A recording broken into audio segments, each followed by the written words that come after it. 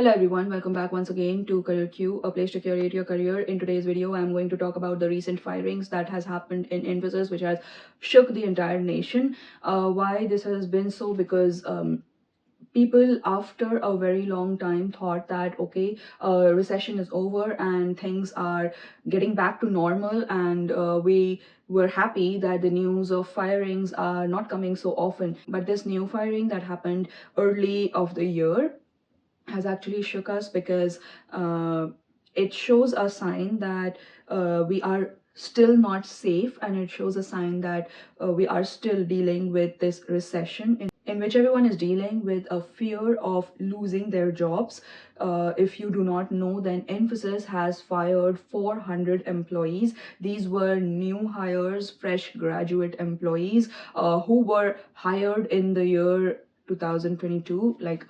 I think they waited for a year and a half to 2 years to get this offer letter and this joining date, and their joining took place in October last year, after which they were provided with the fresher training, or the essential extensive training that Infosys does for 3 months in its Mysuru campus.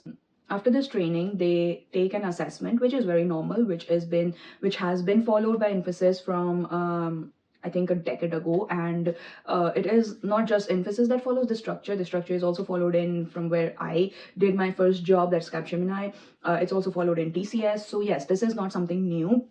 Wherein they give an extensive training of 3 months, kind of a classroom training, and then they take an assessment in the end of it. And based on how you performed in this assessment, the company decides whether they want to keep you or they do not want to keep you. So Infosys did the same as it has been following throughout. It is a paid training, so they gave a training, and they paid the employees, and then they took this exam. And in this exam, there were several candidates who could not qualify. So there are 3 attempts to giving this exam. So these candidates tried again and then tried again. However, even in third attempt, they were not able to clear this exam. So Infosys decided to lay them off. Now, what is so unusual, because anything that I said is something that has already been followed and it's not something new, so it shouldn't be coming to light, honestly.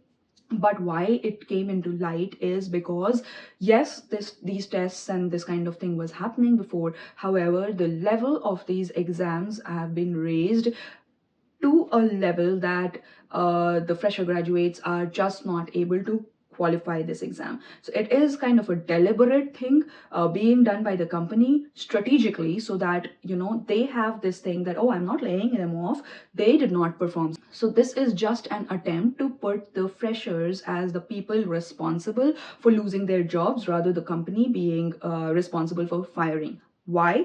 Because yes, where I do agree that these things did happen before, it was not so common. And people used to fail this exam for sure, but it used to be like 3 or 4 people, or maybe 10 at maximum, 10, but not really like hundreds and hundreds of people could not pass, and not pass for 3 consecutive attempts. Like in the end, after giving 3 attempts, in the end there used to be just 1 or 2 or maybe none. Okay, so they used to keep everyone with them. If not, there are also the PIPs, that is the performance improvement plan. So if a fresher has got this training, has not been able to pass with good marks, they are put into this PIP instead of just telling them to go. So yeah, this was something that happened before, and the company, the employees, the HR and their spokesperson are defending themselves, saying that hey, this is something that we have been doing, but they are literally not doing or not practicing these things fairly anymore. And